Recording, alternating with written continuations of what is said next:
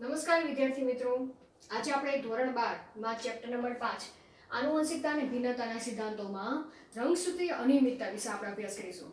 હવે આ ચેપ્ટરમાં આ છેલ્લો ટોપિક છે, ત્યારબાદ આપણે છઠ્ઠા ચેપ્ટર વિશે અભ્યાસ કરીશું. પરંતુ હવે આ ચેપ્ટરમાં આ ટોપિકમાં આપણે શેના વિશે અભ્યાસ કરવાનો છે તે સમજતા પહેલા આગળના લેક્ચરને થોડુંક રિવાઇઝ કરી નાખી કે આગળ આપણે શું ભણી ગયા હતા.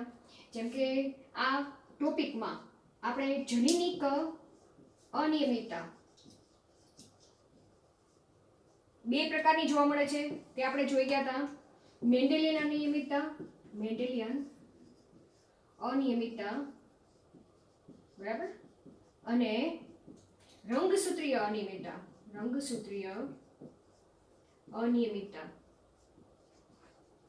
તો આપણે જોવા જઈએ તો જે જનીનમાં જે અનિયમિતતા સર્જાય છે બે કારણે સર્જાય છે. કાં તો મેન્ડેલિયન અનિયમિતતા એટલે શું કે કોઈ જનીનમાં જ વિકૃતિ સર્જાય અને જેને કારણે જે અનિયમિતતા સર્જાય તેને મેન્ડેલિયન અનિયમિતતા તરીકે આપણે ઓળખીએ છીએ. અને રંગસૂત્રીય અનિયમિતતા એટલે શું કે કોઈ રંગસૂત્રની ગેરહાજરી સર્જાય બરાબર, અથવા તો રંગસૂત્રની કોઈ જોડ વધારે ઉમેરાઈ જાય બરાબર, અથવા તો આખા રંગસૂત્રનું જૂથ એ નવું ઉમેરાઈ જાય તો એને કારણે જે અનિયમિતતા સર્જાય તેને રંગસૂત્રીય અનિયમિતતા નામ આપવામાં આવેલું છે. તો આપણે અહીંયા મેન્ડેલિયન અનિયમિતતામાં જુદી જુદી આનુવંશિક અનિયમિતતા વિશે આપણે ચર્ચા કરી ગયા હતા, જેમાં આપણે રંગહીનતા વિશે જોઈ ગયા હતા બરાબર. તેના સિવાય હિમોફિલિયા, તેના સિવાય જોવા જાય તો સિકલ સેલ એનિમિયા, ફિનાઇલ કીટોન્યુરિયા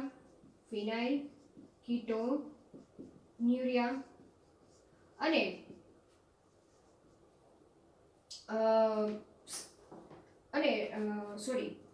થેલેસેમિયા વિશે આપણે અભ્યાસ કરી ગયા હતા બરાબર. આટલી મેન્ડેલિયન અનિયમિતતા વિશે અભ્યાસ કરી ગયા હતા કે જે આનુવંશિક રીતે સંતતિમાં ઉતરી આવે છે જો પિતૃમાં હોય તો. હવે ના ટોપિકમાં આપણે રંગસૂત્રીય અનિયમિતતા વિશે અભ્યાસ કરવાની છે. તો આપણે જેમ આમાં મેન્ડેલિયન અનિયમિતતા ચાલુ કરી તેની પહેલા થોડીક આપણે રંગસૂત્ર વિશે આપણે થોડીક ચર્ચા કરી હતી કે મનુષ્યની અંદર જોવા જઈએ તો કેટલા 46 રંગસૂત્ર આવેલા હોય છે બરાબર. 46 રંગસૂત્ર એટલે કેટલી જોડ કહેવાશે? 23 જોડ રંગસૂત્ર આવેલી છે. 23 જોડમાં 22 જોડ જે રંગસૂત્ર હોય છે 1 થી લઈને 22 નંબર સુધીના બરાબર, તેને દૈહિક રંગસૂત્રો કહેવામાં આવે છે. અને જે 23મી જોડ છે, 23મી જોડ એટલે કે છેલ્લી જોડ બરાબર, તેને લિંગી રંગસૂત્ર તરીકે ઓળખવામાં આવે છે. રંગસૂત્ર તરીકે ઓળખવામાં આવે છે બરાબર. હવે 22 જોડ ને 23 જોડ એટલે કે જ્યારે કોષ વિભાજનની પ્રક્રિયામાં દાખલ થાય ત્યારે તમને ખબર જ છે, આપણે 11મા ધોરણમાં અભ્યાસ કરી ગયા છીએ સમવિભાજનની પ્રક્રિયા, અર્ધીકરણની પ્રક્રિયા. તો તે દરમિયાન જે ડીએનએ જે ઝાલાકાર સ્વરૂપમાં હોય છે બરાબર, એટલે કે ગૂંચળા સ્વરૂપમાં હોય છે તે રંગસૂત્રમાં કન્વર્ટ થાય છે, એટલે કે રંગસૂત્ર સ્વરૂપે ગોઠવાય છે આ રીતે બરાબર. રંગસૂત્ર સ્વરૂપે ગોઠવાય છે અને ભાજનાવસ્થા દરમિયાન આ રંગસૂત્રને માઇક્રોસ્કોપમાં આપણે સરળતાથી જોઈ શકીએ છીએ. તો તે સમયે જો રંગસૂત્રનો કેરિયોટાઇપિંગ કરવામાં આવે બરાબર, એટલે કે ફોટોગ્રાફી કરવામાં આવે ત્યારે સમજાત રંગસૂત્રની જોડીઓ ભાજનાવસ્થા દરમિયાન જોવા મળે છે. અને તેને આધારે રંગસૂત્રના નામ આપવામાં આવેલા છે કે પહેલા નંબરનું રંગસૂત્રની જોડી કેવી હોય છે, બીજા નંબરનું રંગસૂત્ર કેવું હોય છે બરાબર, અને છેલ્લે 23મી જે જોડ છે તેને લિંગી રંગસૂત્ર તરીકે નામ આપવામાં આવેલું છે બરાબર. તો એ બધું તમારે આગળના ધોરણોમાં અભ્યાસ કરવાનો આવશે, તે કેરિયોટાઇપિંગ કઈ રીતે કરવામાં આવે છે, પણ આપણે અત્યારે તેની જરૂર નથી બરાબર. હવે આ જે 22 જોડ રંગસૂત્ર છે એ 22 જોડ રંગસૂત્ર એ કોષોના બંધારણમાં મહત્વનો ભાગ ભજવે છે બરાબર, કે તે દૈહિક રંગસૂત્ર એ લિંગી કે લિંગ નિશ્ચયનની પ્રક્રિયામાં કોઈ ભાગ ભજવતા નથી. માત્ર 23મી જોડ રંગસૂત્ર છે તે લિંગ નિશ્ચયનમાં મહત્વનો ભાગ ભજવે છે કે તે છોકરી જન્મશે કે છોકરો જન્મશે એ આ લિંગી રંગસૂત્રો પર આધારિત જોવા મળે છે.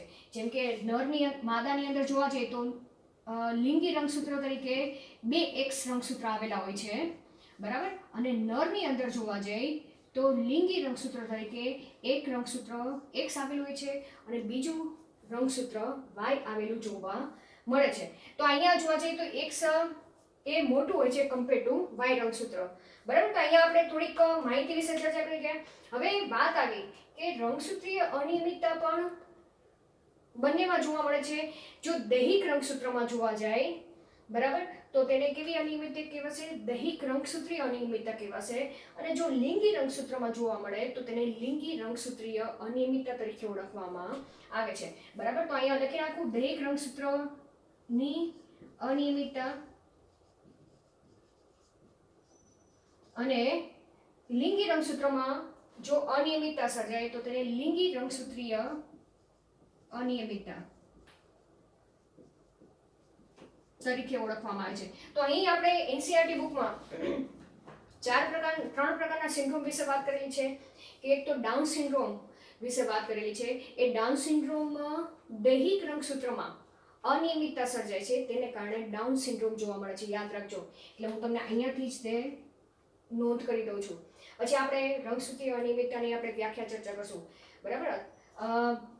આના ઉદાહરણ તરીકે આપણે ડાઉન્સ સિન્ડ્રોમ વિશે આપણે અભ્યાસ કરીશું. એ ડાઉન સિન્ડ્રોમ શેને કારણે સર્જાય છે? કે દૈહિક રંગસૂત્રમાં અનિયમિતતા સર્જાય છે, જેને કારણે ડાઉન સિન્ડ્રોમ જોવા મળે છે. એવી જ રીતના લિંગી રંગસૂત્રીય અનિયમિતતાના 2 ઉદાહરણો વિશે ચર્ચા કરવાની છે, ક્લાઇનફેક્ટર સિન્ડ્રોમ અને ટર્નર સિન્ડ્રોમ, બરાબર. એમાં જે નર છે એ નરના લિંગી રંગસૂત્રમાં અનિયમિતતા સર્જાય છે, જેને કારણે ક્લાઇનફેક્ટર સિન્ડ્રોમ સર્જાય છે. યાદ રાખજો. તો અહીંયા આના ઉદાહરણ તરીકે આપણે ચર્ચા કરશું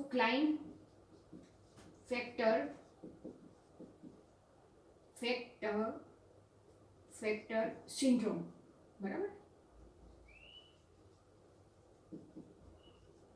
અને માદાની અંદર એટલે કે માદાના લિંગી રંગસૂત્રમાં અનિયમિતતા સર્જાય તો તેના ઉદાહરણ તરીકે આપણે ચર્ચા કરશું ટર્નર સિન્ડ્રોમ, બરાબર.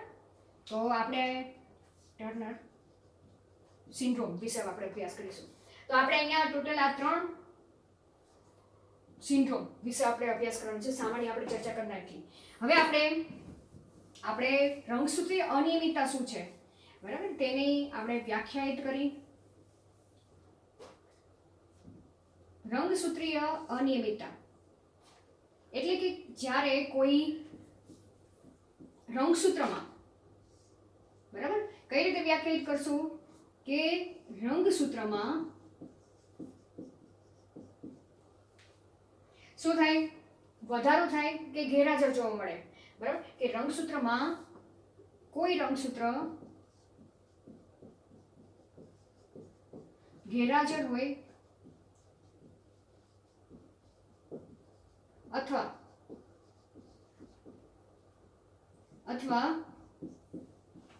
રંગસૂત્રની અનિયમિતતા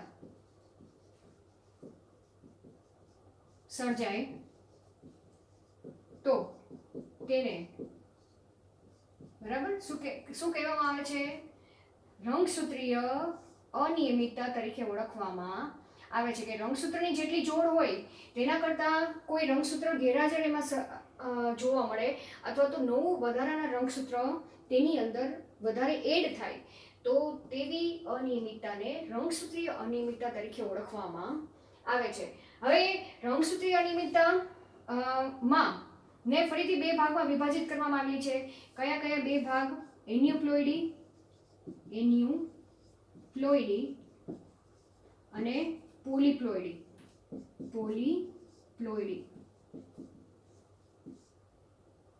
બરાબર. એન્યુપ્લોઇડી એટલે શું? કે રંગસૂત્રની જોડમાં વધારો થાય અથવા તો ઘટાડો થાય તેને એન્યુપ્લોઇડી તરીકે ઓળખવામાં આવે છે, બરાબર. કઈ રીતે વ્યાખ્યાયિત કરશું આપણે? રંગસૂત્રની જોડમાં વધારો થાય અથવા ઘટાડો થાય તો તેને શેના તરીકે ઓળખવામાં આવે છે? એન્યુપ્લોઇડી તરીકે ઓળખવામાં આવે છે. જેમ કે જો રંગસૂત્રની જોડમાં વધારો થાય, હવે તમને ખબર છે કે રંગસૂત્ર હંમેશા કેવા હોય છે? દ્વિકીય હોય છે, બરાબર? કે આ જે 46 જોડ રંગસૂત્ર ધરાવતું જે કોષ હોય તે હંમેશા કેવું હોય છે? દ્વિકીય. એટલે આપણે એને શું લખીએ છીએ? 2n લખીએ છીએ, બરાબર? હવે કોઈ જોડ માં કોઈ નવું રંગસૂત્ર વધારે એડ થાય, હંમેશા રંગસૂત્ર કેવા હોય છે? જોડમાં હોય છે. અહીંયા મેં તમને શું કીધું? જોડમાં હોય છે. એટલે કે માનો કે આ પહેલી રંગસૂત્ર એ જોડમાં છે, બીજું રંગસૂત્ર એ પણ જોડમાં હોય, ત્રીજું રંગસૂત્ર પણ એ પણ જોડમાં હોય, બરાબર? તો આમ જોવા જઈએ તો આ રીતે છેક 23મું રંગસૂત્ર આ રીતે જોડમાં જોવા મળે છે. તો હવે કોઈ રંગસૂત્રની જોડમાં વધારો થાય, માનો કે આ ફોર એક્ઝામ્પલ આ પેલું રંગસૂત્રની જોડ છે, એમાં કેટલા રંગસૂત્ર આવેલા છે? 2 રંગસૂત્ર આવેલા છે. બંને રંગસૂત્ર કેવા છે? સમજાત રંગસૂત્ર છે. પણ કોઈ એક વધારાનું રંગસૂત્ર એમાં આવી ગયું તો 2 સમજાત રંગસૂત્ર કેટલા હોય છે? 2 હોય છે. અહીંયા દેખાડું છું એ પ્રમાણે. પણ કોઈ એક વધારાનું રંગસૂત્ર એની અંદર એડ થઈ ગયું તો તેને શેના તરીકે ઓળખવામાં આવે છે? ટ્રાઇસોમી તરીકે ઓળખવામાં આવશે. ખ્યાલ આવી ગયો? કે સમજાત રંગસૂત્રની જોડીમાં કોઈ એક રંગસૂત્ર વધારે જોડાઈ ગયું તો તેને ટ્રાઇસોમી. તો આને રંગસૂત્રની જોડમાં વધારો થાય તો તેને કાં તો તે કેવું હોઈ શકે? ટ્રાઇસોમી, બરાબર? જો એક રંગસૂત્ર એડ થાય વધારે એની અંદર તો તેને ટ્રાઇસોમી કહેવાશે. જો 2 રંગસૂત્ર એડ થાય તો તેને શું કહેવાશે? ટેટ્રાસોમી કહેવાશે. ખ્યાલ આવી ગયો? તો કેટલા એડ થાય છે તે આધારે તે એન્યુપ્લોઇડીનું નામ આપવામાં આવે છે. જો ઘટાડો થાય, બરાબર? માનો કે સમજાત રંગસૂત્ર કેટલા હોય છે? 2 હોય છે. હવે માનો કે સમજાત રંગસૂત્રમાં કોઈ એક જ રંગસૂત્ર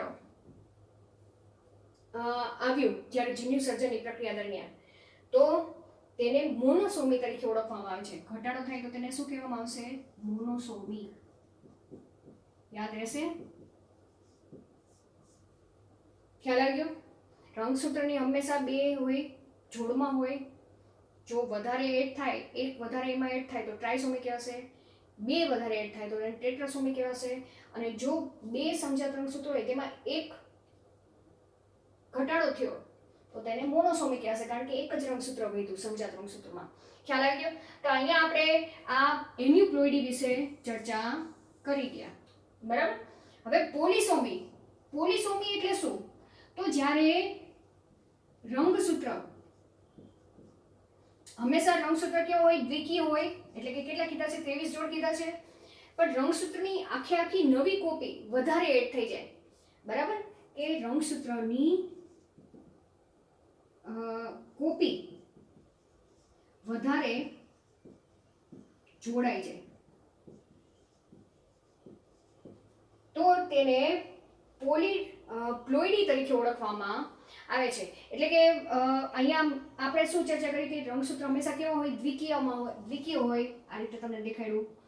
પછી રંગસૂત્રની સમજાત રંગસૂત્રની જોડીઓ બને, એ બધું અર્ધીકરણની પ્રક્રિયામાં આપણે ચર્ચા કરી ગયા છીએ, બરાબર? સેમ એના વિશે જ આપણે વાત કરી છીએ. તો આપણે એને કઈ અવસ્થા કહીએ છીએ? દ્વિકીય અવસ્થા. પણ હવે દ્વિકીય અવસ્થા પછી પોલિપ્લોઇડી કઈ અવસ્થા છે? કે 2n અવસ્થા હોય તેની જગ્યાએ 3n અવસ્થા થઈ જાય, બરાબર? પોલિપ્લોઇડીમાં શું જોવા મળે? 2n હોય. ફોર એક્ઝામ્પલ આપણી વાત કરીએ તો 2n માંથી 3n થાય અથવા તો 4n થઈ જાય તો આ અવસ્થાને પોલિપ્લોઇડી તરીકે ઓળખવામાં આવે છે. પરંતુ આ શક્યતા એ મનુષ્યમાં તો શક્ય છે જ નહીં, બરાબર? કારણ કે આપણા કોષની અંદર આ જ સિસ્ટમ ચાલે છે કે સમજાત રંગસૂત્રોની જોડીઓ બને છે અને 46 રંગસૂત્ર આવેલા જોવા મળે છે. પણ આવી જે અનિયમિતતા એ માત્ર વનસ્પતિમાં જ શક્ય બને છે. ખ્યાલ આવી ગયો? મનુષ્યમાં આ પ્રકારની અવસ્થા જોવા મળતી નથી, પોલિપ્લોઇડી પ્રકારની. કારણ કે એવી પરિસ્થિતિ ઊભી થશે તો એ બાળક જન્મ પહેલાં જ મૃત્યુ પામી જશે અને તે વાતાવરણને અનુકૂલન થઈને વસવાટ જ નહીં કરી શકે, કારણ કે તે એક્સેપ્ટ જ નહીં કરે, બરાબર, 3N પોલીપ્લોઇડી અવસ્થા. તો આ અવસ્થા માત્ર વનસ્પતિમાં જોવા મળે છે. તો હવે બાકી બધી એન્યુપ્લોઇડી, તો આપણે આ ચેપ્ટરમાં એન્યુપ્લોઇડી અનિયમિતતા સર્જાય છે તેના ઉદાહરણ તરીકે ડાઉન સિન્ડ્રોમ, ટર્નર સિન્ડ્રોમ અને ક્લાઇનફેલ્ટર સિન્ડ્રોમ વિશે આપણે અભ્યાસ કરીશું. તો હવે સૌથી પહેલા આપણે ડાઉન સિન્ડ્રોમ વિશે વાત કરી, બરાબર. ડાઉન સિન્ડ્રોમ એ શેને લગતી અનિયમિતતા છે? તેના દૈહિક રંગસૂત્રોમાં અનિયમિતતા સર્જાય છે, બરાબર, અને જેને કારણે આ ડાઉન સિન્ડ્રોમ સર્જાય છે. હવે ડાઉન સિન્ડ્રોમ એ માદામાં પણ સર્જાઈ શકે છે, નરમાં પણ સર્જાઈ શકે છે, બરાબર. તો આપણે તેના વિશે થોડુંક ચર્ચા કરી જાય. પહેલા આટલું ક્લિયર કરી નાખજો, બરાબર, વ્યાખ્યા ને. સૌથી પહેલા આપણે ડાઉન સિન્ડ્રોમ વિશે ચર્ચા કરી, બરાબર. ડાઉન સિન્ડ્રોમ, હવે ખાસ કરીને જોવા જઈએ તો ડાઉન સિન્ડ્રોમમાં શું થાય છે કે દૈહિક રંગસૂત્રમાં એન્યુપ્લોઇડી સર્જાય છે. શું સર્જાય છે? એન્યુપ્લોઇડી સર્જાય છે. હવે એન્યુપ્લોઇડી શું, એ તો આપણને ખબર છે કે કોઈ રંગસૂત્રમાં વધારો થાય કે ઘટાડો થાય. તો આ કેસમાં ડાઉન સિન્ડ્રોમમાં એમાં રંગસૂત્રનો વધારો થાય છે, એટલે કે ટ્રાયસોમી જેવી એન્યુપ્લોઇડી સર્જાતી જોવા મળે છે, બરાબર. તો આપણે અહીંયા ચર્ચા કરી કે જે ખાસ કરીને જોવા જઈએ તો 21મી રંગસૂત્રની જોડ છે, બરાબર, પણ કેવી? 21મી દૈહિક રંગસૂત્રની જોડમાં, દૈહિક રંગસૂત્રની જોડ એ શેમાં રૂપાંતર થઈ જાય છે? ટ્રાયસોમી એન્યુપ્લોઇડીમાં રૂપાંતર થાય. શેમાં? ટ્રાયસોમી એન્યુપ્લોઇડીમાં રૂપાંતર પામે છે. શેમાં રૂપાંતર પામે છે? રૂપાંતર પામે છે. કે વ્યક્તિના જે 21મી જોડનું જે રંગસૂત્ર છે તે કેવું હોય છે? સમજાત રંગસૂત્રની જોડી છે કે એક માતા તરફથી આવેલું હોય, એક પિતા તરફથી આવેલું હોય. પરંતુ ડાઉન સિન્ડ્રોમમાં સમજાત રંગસૂત્રની જે જોડી હોય તેમાં એક વધારાનું રંગસૂત્ર આવી જાય છે, જેને કારણે એ સંતતિમાં ખાસ કરીને જોવા જઈએ તો આ પ્રકારની ડાઉન સિન્ડ્રોમ પ્રકારની ખામીઓ તેની અંદર જોવા મળે છે, બરાબર. સિન્ડ્રોમ એટલે કે શું? એક કરતાં વધારે લક્ષણો, અનિયમિતતા ધરાવતા લક્ષણો જોવા મળે તો તેને સિન્ડ્રોમ નામ આપેલું છે.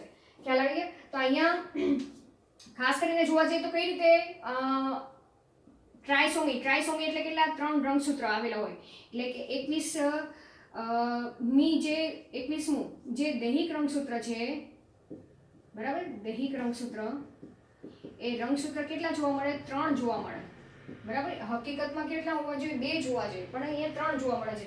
હવે કઈ રીતે પરિસ્થિતિ સર્જાણે છે એ થોડી આપણે ચર્ચા કરી નાખી. તમને ખબર છે કે સંતતિના સર્જનની પ્રક્રિયા કઈ રીતે થાય છે? અંડકોષ અને શુક્રકોષ ભેગા થાય, જેને કારણે સંતતિ ઉત્પન્ન થાય છે. તો ફોર એક્ઝામ્પલ સમજી લો કે અંડકોષ છે, એ અંડકોષ માં રંગસૂત્રની સંખ્યા હંમેશા એકકીય હોય. એકકીય હોય એટલે કેટલા જોવા મળે? 23 જ જોવા મળે. યાદ રાખજો કે જન્યુઓમાં રંગસૂત્રની સંખ્યા જે દ્વિકીય કોષ હોય તેના કરતાં હંમેશા અડધી હોય. તો મનુષ્યના દૈહિક કોષોમાં રંગસૂત્રની સંખ્યા 46 છે, તો અંડકોષો અને શુક્રકોષોમાં રંગસૂત્રની સંખ્યા કેટલી હોવી જોઈએ? 23 જ હોવી જોઈએ, બરાબર. તો માનો કે સમજી લો અંડકોષ છે તેમાં રંગસૂત્રની સંખ્યા 23 છે, અને શુક્રકોષ છે એ શુક્રકોષ કોઈ ખામીવાળું હોય, બરાબર, કે જેની અંદર રંગસૂત્રની સંખ્યા આપણે જોવા જઈએ તો 24 હોય. હવે 24 હોય એનો મતલબ કે તેની અંદર હકીકતમાં કેટલા હોવા જોઈએ? 23 હોવા જોઈએ, પણ 24 છે, તો એનો મતલબ એક રંગસૂત્ર એ કોઈ વધારાનો છે. તો એ કયો વધારાનો છે એ અહીંયા લખી નાખી કે જે 21મી જોડ છે તેમાં એક રંગસૂત્ર વધારાનો છે, એટલે 21મું જે રંગસૂત્ર છે તે કેટલા આવી ગયા છે? 2 આવી ગયા છે શુક્રકોષમાં, બરાબર. તો હવે જ્યારે ફલનની પ્રક્રિયા થશે તો ફલિતાંડ બને છે. એ ફલિતાંડમાં 46 રંગસૂત્રની જગ્યાએ કેટલા આવી જાય છે? 47 રંગસૂત્ર, બરાબર. અને એમાંય તે જે 21મી જોડનું રંગસૂત્ર છે રંગસૂત્ર એ કેવું જોવા મળે છે? ટ્રાયસોમી જોવા મળે છે. ટ્રાયસોમી એટલે કે 3 જોવા મળે છે.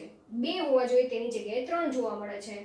બરાબર. અને જેને કારણે જે સંતતિ ઉત્પન્ન થાય છે એ સંતતિ એ ઘણી બધી ખામીયુક્ત જોવા મળે છે કે તેનો પૂર્ણ વિકાસ થતો જોવા મળતો નથી.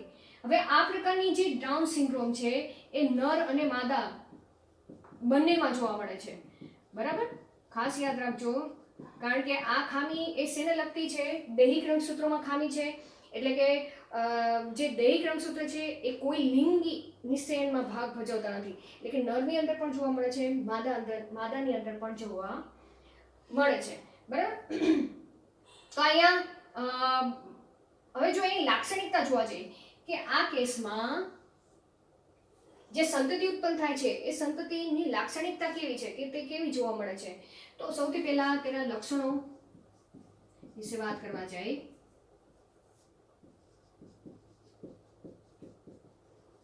તો ઉત્પન્ન થનારી સંતતિ એ માનસિક મંદતા ધરાવતી જોવા મળે છે. તેમજ તેના મગજનો વિકાસ થતો જોવા મળતો નથી. તેના સિવાય જોવા જઈએ તો માથું તેનું કેવું જોવા મળે છે? મોટું જોવા મળે છે અને ગોળ જોવા મળે છે. બરાબર. આવી વ્યક્તિ કદાચ તમે જોયેલી પણ હશે કે માથાનો ભાગ ખૂબ જ મોટો જોવા મળે. બરાબર. અને તેના સિવાય તેની આંખના ડોળા પણ પહોળા હોય છે. તેના સિવાય જોવા જઈએ તો તેની જે હાથમાં ગળીયુક્ત જોવા મળે છે, ગળીયુક્ત હોય છે. બરાબર. તે ખાસ કરીને જોવા જઈએ તો વિશેષ પ્રકારની ગળીઓ તેના હાથમાં આવેલી હોય છે. હાથ ફૂલેલા હોય છે. અને ખાસ કરીને જોવા જઈએ તો તેની જે જીભ છે એ જીભ સહેજ બહાર નીકળતી જોવા મળે છે. સહેજ બહાર નીકળતી જોવા મળે છે. બરાબર. તો અહીંયા ખાસ જોવા જઈએ તો આ જે વ્યક્તિ છે એ વ્યક્તિમાં મંદતાનું પ્રમાણ એ ખૂબ જ વધુ જોવા મળે છે. હવે અહીંયા જીભની આટલી જે લાક્ષણિકતા વિશે ચર્ચા કરી ગયા. હવે એ લાક્ષણિકતામાં ખાસ જે સંતતિ સર્જન થાય છે હવે તેના સિવાયના લક્ષણ જોવા જઈએ તો ખાંચેયુક્ત તિરાડવાળી જીભ, વ્યક્તિનું કદ પણ ટૂંકું જોવા મળે છે. તો આવા બધા લક્ષણો ધરાવતી વ્યક્તિને ના સિન્ડ્રોમને ડાઉન સિન્ડ્રોમ તરીકે ઓળખવામાં આવે છે. ખાસ કરીને જોવા જઈએ તો આ રોગની ઓળખ, બરાબર, એ લેંગડન ડાઉન નામના વૈજ્ઞાનિકે 1866માં કરેલી હતી. બરાબર. કે આ રોગની શોધ સૌપ્રથમ લેંગડન ડાઉન નામના વૈજ્ઞાનિકે કરેલી હતી અને તેના નામ ઉપરથી આ સિન્ડ્રોમને ડાઉન સિન્ડ્રોમ નામ આપવામાં આવ્યું. તો અહીંયા આપણે ડાઉન સિન્ડ્રોમ વિશે અભ્યાસ કરી ગયા. હવે આપણે ટર્નર સિન્ડ્રોમ વિશે આપણે અભ્યાસ કરીશું. હવે બાકીના જે બે સિન્ડ્રોમ છે એ લિંગી રંગસૂત્રમાં અનિયમિતતા સર્જાય છે, જેને કારણે ટર્નર સિન્ડ્રોમ અને ક્લાઇનફેક્ટર સિન્ડ્રોમ જોવા મળે છે. તો આપણે હવે નેક્સ્ટ ચર્ચા કરી ટર્નર્સ સિન્ડ્રોમ. ખાસ કરીને જોવા જઈએ તો આ પ્રકારના અનિયમિતતા ધરાવતી વ્યક્તિ માત્ર માદાની અંદર જ જોવા મળે છે. યાદ રાખજો, માદામાં જ જોવા મળે છે. હવે આ શેને લગતી અનિયમિતતા છે? કયા રંગસૂત્રમાં થતી અનિયમિતતા છે? તો તે લિંગી રંગસૂત્રમાં અનિયમિતતા સર્જાય છે. તેને કારણે ટર્નર સિન્ડ્રોમ એ માદાની અંદર જોવા મળે છે. હવે તમને ખબર છે કે માદામાં લિંગી રંગસૂત્ર કયા કયા હોય છે? X હોય છે. બરાબર. પરંતુ જ્યારે કોઈ રંગસૂત્રમાં એટલે કે લિંગી રંગસૂત્રમાં અનિયમિતતા સર્જાય, એટલે કે કોઈ પણ બે X રંગસૂત્ર પૈકી કોઈ એક X રંગસૂત્રમાં અનિયમિતતા સર્જાણી, બરાબર, કેવા સમયે? કોષ વિભાજનની પ્રક્રિયા દરમિયાન અનિયમિતતા સર્જાણી, કે જેને કારણે જે સંતતિ છે એ સંતતિમાં જો માદા જન્મે તો એ માદામાં 2 એક્સ લિંગી રંગસૂત્રની જગ્યાએ માત્ર એક જ એક્સ રંગસૂત્રની હાજરી જોવા મળે, બરાબર. તો તેવી અનિયમિતતાને ટર્નર સિન્ડ્રોમ તરીકે નામ આપવામાં આવેલું છે. તો અહીંયા આપણે લખીએ કે ટર્નર્સ સિન્ડ્રોમ ધરાવતી માદામાં લિંગી રંગસૂત્ર કેવું જોવા મળે છે? X0, એટલે કે 2 એક્સ રંગસૂત્ર નહીં, માત્ર એક જ એક્સ રંગસૂત્રની હાજરી જોવા મળે છે. અને તેને કારણે તે માદાની અંદર ઘણી બધી પ્રકારની અનિયમિતતા લક્ષણોની દ્રષ્ટિએ જોવા જઈએ તો અનિયમિતતા જોવા મળે છે, બરાબર. આવું કઈ રીતે કદાચ મે બી કઈ રીતે થયું હશે તે થોડીક આપણે ચર્ચા કરવા જઈએ કે આ જે રંગસૂત્રની અનિયમિતતા મોટે ભાગે ક્યારે જોવા મળે છે? કોષ વિભાજનની પ્રક્રિયા દરમિયાન જોવા મળે છે, બરાબર. કે કોષ વિભાજન દરમિયાન હવે તમારે થોડુંક આપણે 11મા ધોરણના ચેપ્ટરમાં થોડુંક જવું પડશે કે જ્યાં આપણે થોડીક ચર્ચા કરી ગયા હતા કે જ્યારે સંવિભાજનની પ્રક્રિયા થાય, અર્ધીકરણની પ્રક્રિયા થાય ત્યારે ભાજનાવસ્થા દરમિયાન 2 રંગસૂત્ર એકબીજાથી કેવા થાય? છૂટા પડે છે. અને જે તે કોષની અંદર તે અડધા કાં તો સંવિભાજન હોય તો સરખા પ્રમાણમાં વિભાજિત થાય છે અને કાં તો અર્ધીકરણ હોય તો અડધા વિભાજિત થયેલા જોવા મળે છે. તો એ સમયે જ્યારે ભાજનાવસ્થા દરમિયાન મધ્ય ભાગમાં ગોઠવાય છે અને ભાજનોત્તર અવસ્થા દરમિયાન જ્યારે રંગસૂત્ર એ સમજાત રંગસૂત્ર જ્યારે એકબીજાથી છૂટા પડતા હોય ત્યારે છૂટા નહીં પડે, પણ કોઈ એક જ ધ્રુવ બાજુ તે ખસી જશે, બીજા ધ્રુવ બાજુ તે ખસશે નહીં. અને જેને કારણે જે કોષો બને છે એ એક કોષમાં વધારે રંગસૂત્ર આવી ગયેલા હશે, બીજા કોષની અંદર રંગસૂત્રનું પ્રમાણ ઓછું જોવા મળશે. તો ફોર એક્ઝામ્પલ આપણે અહીંયા ચર્ચા કરવા જઈએ કે માનો કે આ XX ધરાવતી માદા છે, બરાબર. હવે જ્યારે કોષ વિભાજન થાય એટલે કઈ પરિસ્થિતિ થાય એમ સમજી લો કે આની અંદર પણ X જવું જોઈએ, આની અંદર પણ X જવું જોઈએ, બરાબર. અંડકોષ નિર્માણ કે મેન્ડલના નિયમ અનુસાર રંગસૂત્ર એ અડધા જે તે જન્યુની અંદર દાખલ થાય તો એક રંગસૂત્ર અહીંયા દાખલ થાય, એક રંગસૂત્ર બીજા જન્યુમાં દાખલ થાય.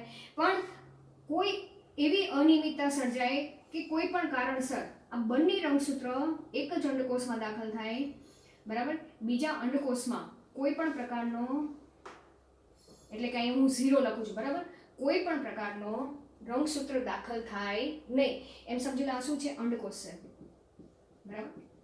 આ પણ શું છે? અંડકોષ છે. ખ્યાલ આવી ગયો? આ શું દર્શાવે છે? અનિયમિતતા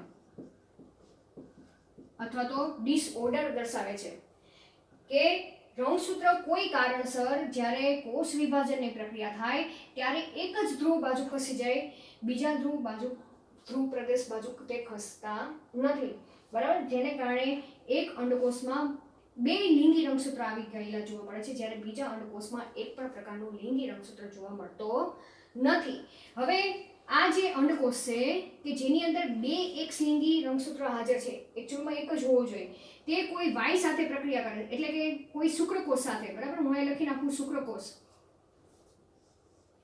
આ શુક્રકોષ છે, તેની સાથે ફલનની પ્રક્રિયા કરે કે જેની અંદર શું આવેલું છે? વાય આવેલો છે, બરાબર. એમ સમજી લો રંગસૂત્ર તરીકે.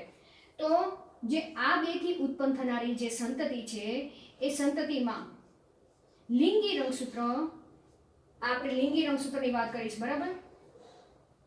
દૈહિક રંગસૂત્રની વાત નથી કરતા. લિંગી રંગસૂત્ર સંતતિમાં XXY પ્રકારનું જોવા મળે છે, એટલે કે અહીંયા એક લિંગી રંગસૂત્ર X નું પ્રમાણ તમને વધુ જોવા મળે છે. આ કેવો છે? આ નર છે, બરાબર. Y છે એટલે એ સંતતિ નર જ હશે, પણ અહીંયા એક જ રંગસૂત્રની જગ્યાએ 2 X રંગસૂત્ર આવી ગયા છે. તો આ પણ શું દર્શાવે છે? રંગસૂત્રીય અનિયમિતતા દર્શાવે છે, બરાબર. આ કેવા પ્રકારની અનિયમિતતા છે? એન્યુપ્લોઇડી પ્રકારની. અને તેમાં તમે જોશો તો એક રંગસૂત્રની જે જોડ છે તેની અંદર એક રંગસૂત્ર વધારાનું આવી ગયું છે. તો આ કઈ અવસ્થા? ટ્રાયસોમી અવસ્થા થઈ, બરાબર. અને આ પ્રકારની જે અનિયમિતતા લક્ષણોની દ્રષ્ટિએ જોવા જઈએ તો નરની અંદર ઘણા બધા લક્ષણો એ પૂર્ણ વિકસિત જોવા નથી મળતા. અને આ સિન્ડ્રોમને આપણે ક્લાઇન ફેક્ટર સિન્ડ્રોમ તરીકે ઓળખવામાં આવે છે, બરાબર. તો અહીંયા આપણે આ ખ્યાલ આવી ગયો. હવે એમ સમજી લો કે આ જે અંડકોષ છે એની અંદર એક પણ પ્રકારનો લિંગી રંગસૂત્ર નથી, એટલે કે એક્સ પણ નથી. તે કોઈ અહીંયા આપણે ચર્ચા કરી તો માનો કે એમ સમજી લો કે તે શુક્રકોષ સાથે પ્રક્રિયા કરી, પણ શુક્રકોષ કેવો એક્સ લિંગી રંગસૂત્ર ધારણ કરતો શુક્રકોષ સાથે પ્રક્રિયા કરી આ અંડકોષ છે, બરાબર. આ બેથી જે સંતતિ ઉત્પન્ન થઈ તો એ સંતતિ કેવી ઉત્પન્ન થઈ? X0 પ્રકારની, બરાબર. યાદ રાખજો કેવી, આ 0 છે અને આ X છે એટલે તે માદા બની. એકચ્યુઅલમાં માદામાં કેવા રંગસૂત્ર હોવા જોઈએ? ડબલ એક્સ લિંગી રંગસૂત્ર હોવા જોઈએ, પણ આ માદામાં તમે જોશો તો એક જ લિંગી રંગસૂત્ર X છે, બીજું લિંગી રંગસૂત્રનો અહીં જોવા મળતું નથી. તો આ પણ શું દર્શાવે છે? એક રંગસૂત્રનો ઘટાડો દર્શાવે છે. તો તે પણ શું? એન્યુપ્લોઇડી દર્શાવે છે. અને આ પ્રકારની એન્યુપ્લોઇડીથી એટલે કે મોનોસોમી પ્રકારની છે, યાદ રાખજો, બરાબર. તો અહીંયા આપણે આ પ્રકાર આવી ગયા. આને કેવો પ્રકાર કહેવાશે? મોનોસોમી પ્રકારની એન્યુપ્લોઇડી,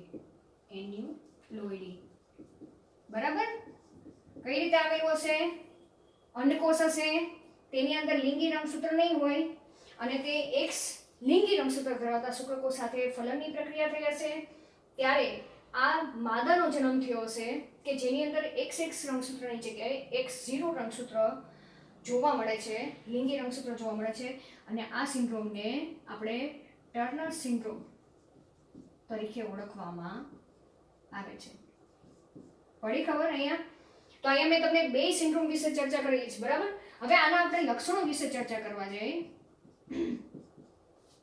તો અહીંયા લિંગી રંગસૂત્ર તરીકે માદાના પૂર્ણ વિકાસ માટે બંને એક્સ લિંગી રંગસૂત્રની જરૂર પડે છે, બરાબર. પણ અહીંયા તો એક જ એક્સ લિંગી રંગસૂત્ર છે. તો આવી જે માદા હશે એ માદાના લક્ષણો જોવા જાય તો તેની અંદર જે ગર્ભના વિકાસની પ્રક્રિયા મીન્સ કે મેન્સ્ટ્રુઅલ સાયકલ અથવા તો તમે જે માસિક ચક્ર કેવું જોવા મળે છે? અનિયમિત જોવા મળે છે.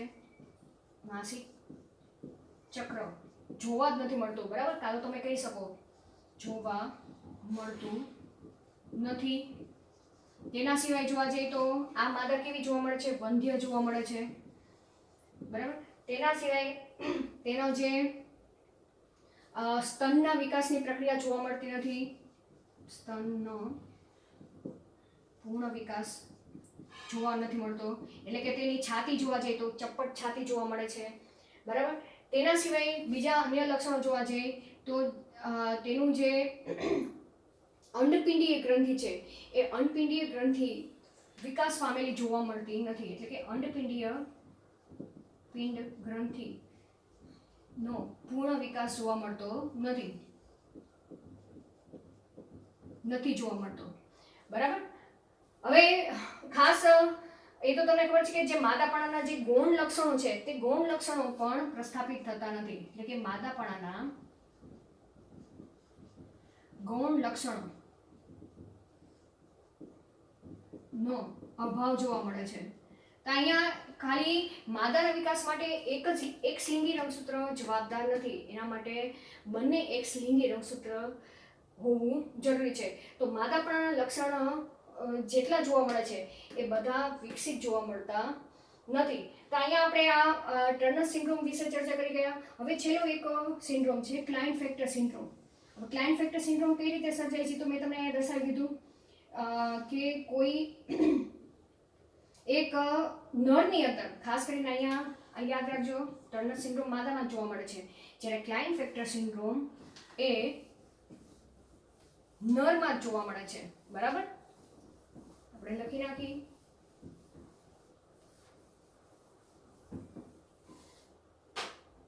ક્લાઇનફેક્ટર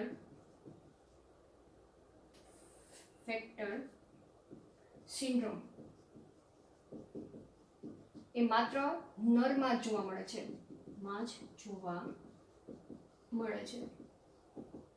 બરાબર. હવે આ ક્લાઇનફેક્ટર સિન્ડ્રોમ પણ એ શેમાં કયા રંગસૂત્રમાં થતી અનિયમિતતા છે તો એ પણ અહીંયા દર્શાવેલું જ છે. લિંગી રંગસૂત્રમાં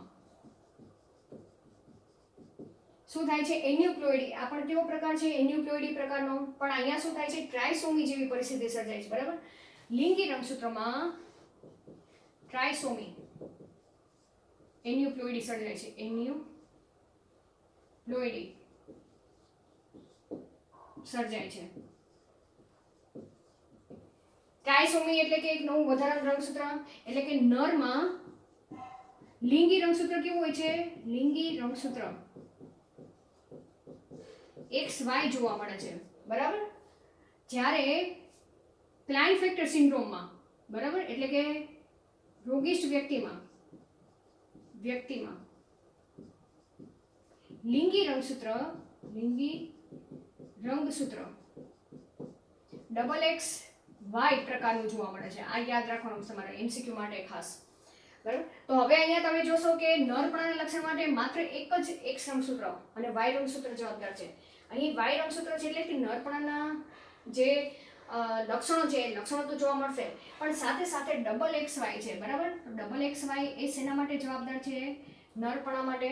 તો અહીંયા આપણે તેના લક્ષણો જોવા જઈએ તો લક્ષણોમાં આવું જે નર છે એ નર સામાન્ય હોતો નથી. બરાબર. યાદ રાખજો નર સામાન્ય હોતો નથી. તેની અંદર માદાપણાના લક્ષણો પણ જોવા મળે છે. માદાપણાના લક્ષણો હાજર જોવા મળે છે. બરાબર. હવે નરપણાના લક્ષણો એટલે કે કેવા કેવા લક્ષણો હશે ખાસ કરીને તેની અંદર સ્તનનો વિકાસ અલ્પ વિકસિત સ્તનના વિકાસની પ્રક્રિયા પણ જોવા મળે છે. બરાબર. ખાસ કરીને નરપણાના જેટલા ગૌણ લક્ષણો હોય તે બધા આની અંદર આવી જશે. જેમ કે અલ્પ વિકસિત સ્તનનો વિકાસ